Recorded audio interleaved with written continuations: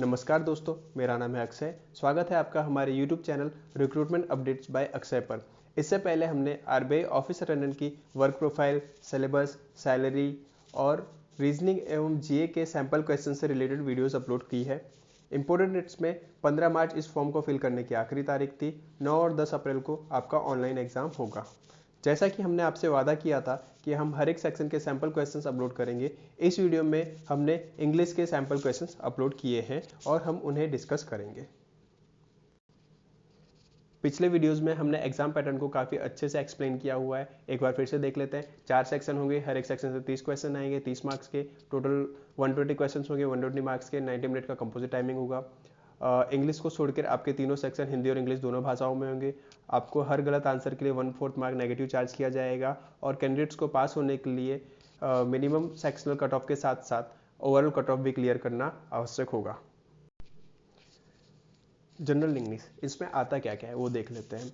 सबसे पहले reading comprehension होगा। ये आपके शिफ्ट में, किसी शिफ्ट में 5 मार्क्स का होगा तो किसी में 10 का भी आ सकता है। स्टोरी बेस्ड आरसी होगा। आपको फाइनेंशियल बेस्ड और इकोनॉमिकल बेस्ड आरसी नहीं करने हैं। नेक्स्ट टॉपिक है पैराजम्बल और सेंटेंस रीअरेंजमेंट।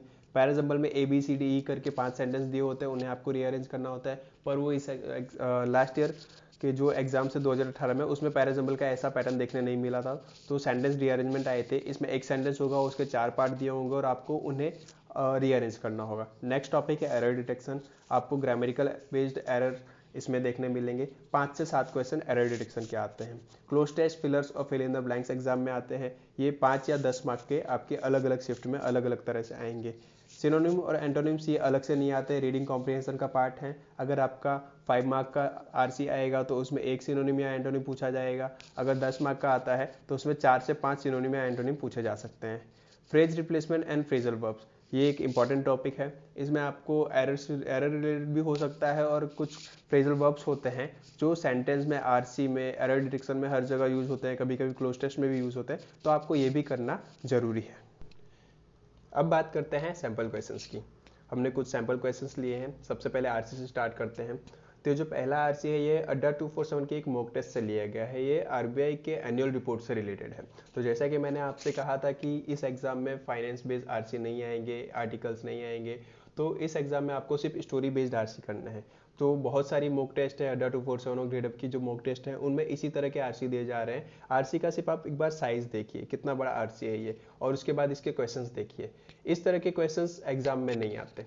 ये यानी अगर आप आरबीआई असिस्टेंट का भी एग्जाम दे रहे हो ना, तो उस एग्जाम में भी ये आरसी नहीं आएगा। तो आपको इस तरह के आरसी प्रैक्टिस नहीं करने हैं। अगर आपके मॉक टेस्ट में आ रहे हैं तो आप इन्हें अटेम्प्ट कर सकते हैं। बाकी अगर आपके ये क्वेश्चन गलत होते हैं या आप पूरा नहीं कर पाते, आपके मार्क्स नहीं आते, तो उससे आपको डिमोटिवेट होने की जरूरत नहीं है, क्योंकि ये आरसी आपके एग्जाम में नहीं आएंगे। अब देखते हैं उन क्वेश्चंस को, आरसी के उन क्वेश्चंस को जो आपके एग्जाम में आएंगे, किस तरह के आरसी आपके एग्जाम में आएंगे, उस पर बात करते हैं।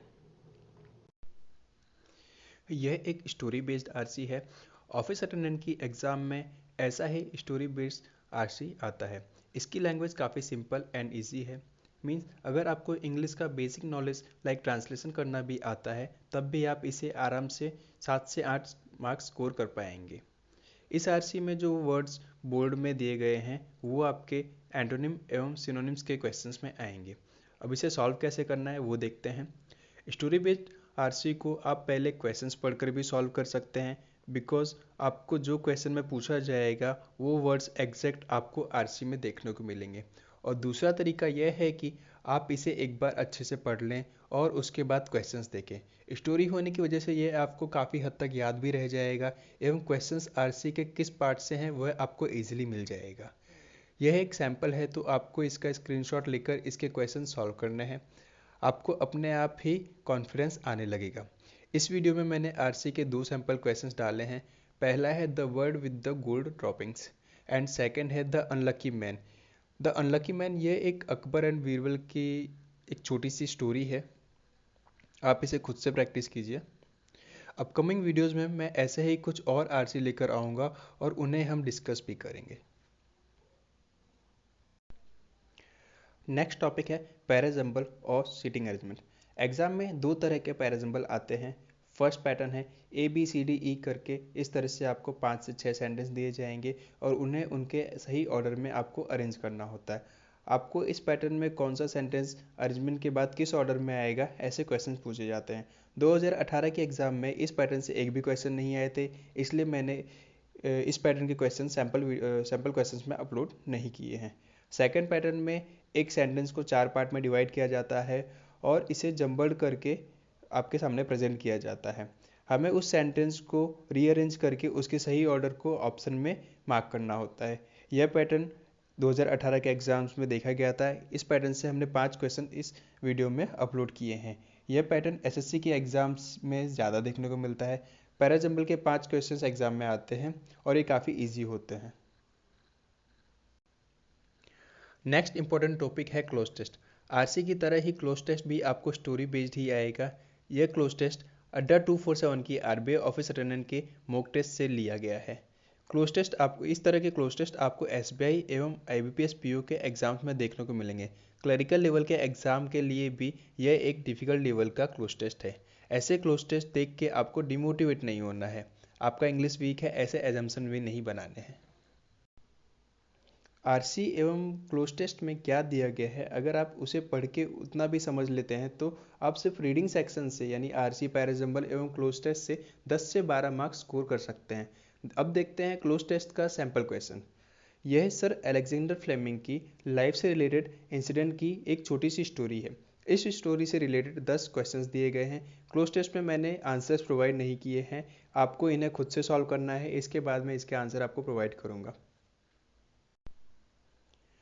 नेक्स्ट टॉपिक है फ्रेज रिप्लेसमेंट। इसे सेंटेंस करेक्शन भी कहते हैं। इस टॉपिक में आपको एक सेंटेंस दिया जाएगा और उस सेंटेंस का एक पार्ट अंडरलाइन या बोल्ड लेटर में होगा। आपको उस पार्ट को ऑप्शन में दिए गए फ्रेज के साथ रिप्लेस करना होता है। इस टॉपिक के लिए आपका इंग्लिश ग्रामर अच्छा होना ज़रूरी है। इसके 6 क्वेश्चंस हमने इस वीडियो में अपलोड किए हैं। इनमें से कुछ क्वेश्चन प्रेपोजिशन से रिलेटेड हैं, कुछ क्वेश्चन टेंस से रिलेटेड हैं और जो 6th क्वेश्चन है वह आपका फ्रेजल वर्ब से रिलेटेड है। नेक्स्ट टॉपिक है एरर डिटेक्शन। इस टॉपिक के 5 सैंपल क्वेश्चंस हमने अपलोड किए हैं। एरर डिटेक्शन यह एक ग्रामर बेस्ड टॉपिक है। इन क्वेश्चंस को सॉल्व करने के लिए आपको article, tense, noun, pronoun, adjective, adverb, preposition, conjunction, subject verb agreement एवं फ्रेजल वर्ब्स का बेसिक नॉलेज होना जरूरी है। एरर डिटेक्शन में भी आपको बेसिक वन लाइनर क्वेश्चंस देखने मिलेंगे। काफ़ी इजी होते हैं और इनका लैंग्वेज भी काफ़ी इजी होता है। यह टॉपिक भी 5 से 7 मार्क्स का एग्जाम में आता है। यह सब आपको पढ़ना कहाँ से है, अब वह भी देख लेते हैं। यूट्यूब पर विशाल सर, आंचल शर्मा एवं निमिषा बंसल मैम के वीडियोज़ अवेलेबल हैं। आपको इनके चैप्टर वाइज वीडियोज़ देखने हैं। आरसी, क्लोज टेस्ट और एवं पैराजंबल के वीडियोज़ देखने हैं और उन्हें प्रैक्टिस करना है। इसके बाद आपको अड्डा 247 एवं ग्रेडअप ऐप पर डेली क्विजेस देनी है और मॉक टेस्ट देने हैं। डिफ़िकल्ट क्वेश्चंस आए तो आपको उन्हें भी अटेम्प्ट करना है। मार्क्स कम आने से आपको डिमोटिवेट नहीं होना, बिकॉज एग्ज़ाम काफ़ी ईजी आएगा। आरबीआई ऑफिस अटेंडेंट यह एक रेगुलर इंटरवल पर आने वाली एग्ज़ाम नहीं है, इसलिए इस पेपर से रिलेटेड एग्जैक्ट एग्जाम लेवल के जो क्वेश्चंस हैं वो ईजिली यूट्यूब पर और गूगल पर अवेलेबल नहीं है। सो डिमोटिवेट होने की ज़रूरत नहीं है, प्रैक्टिस करते रहें। इस वीडियो से या एग्ज़ाम से रिलेटेड कोई डाउट हो तो आप मुझे इंस्टा पर मैसेज कर सकते हैं या यूट्यूब पर कमेंट कर सकते हैं। Thank you, all the best.